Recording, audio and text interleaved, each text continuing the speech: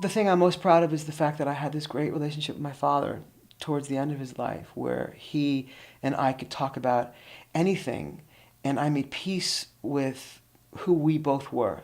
There was one night where my mom and dad were sitting in a restaurant with me, and I had been fighting with them over coming out of the closet and telling the world that I have HIV and moving into filling my inbox with new memories. And my father said, are you ashamed of me? And I said, my mother said, don't answer that. And I said, no, I'm going to answer that. And I remember saying, well, there are times that I have some dislike about the choices you made and the decisions you've made and some judgments you have. So now I'm going to ask you, Dad, are you ashamed of me?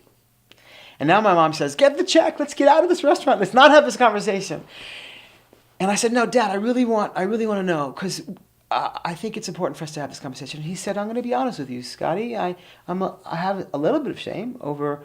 I'm a little ashamed about the fact that you didn't use a condom when you had sex. You got yourself into this mess. My mother is wiping her eyes at the table. The waiter is trying to give us the check. And my father and I are having the best conversation we've ever had, because we were telling the truth. Once we could lay it down in front of each other, then we can tell the truth. My great aunt Mindel would say, "Tochasaf and tish," which in Yiddish means put your tush on the table. What a great expression, right? Lay it down. Lay your cards down. Put your tush on the table. Once all your cards are down, I tell you what I feel about you. You tell me what you feel about me. Now, Taka, we can talk. Now we can get to the meat of the matter. Now we can have dinner. Telling the truth. And from that moment, we repaired our relationship because we were honest with each other. We could be honest with each other and it wasn't personal. We could be warriors. Because being a warrior isn't personal. Being a warrior is getting it done. We got it done. It wasn't personal. And then we created a relationship so that the moment he was dying in his hospital room, I was alone with my dad watching the Yankees beat the Red Sox for the last time. And I remember thinking, this is the moment I should say to my dad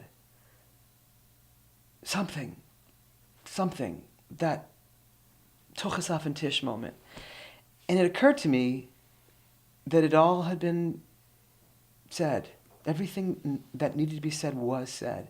So all that was left to do was just be a boy with his dad watching, or a man with his dad, watching the playoffs of a baseball game while one lay dying and the other with the rest of his life ahead of him. We gave each other permission to just be.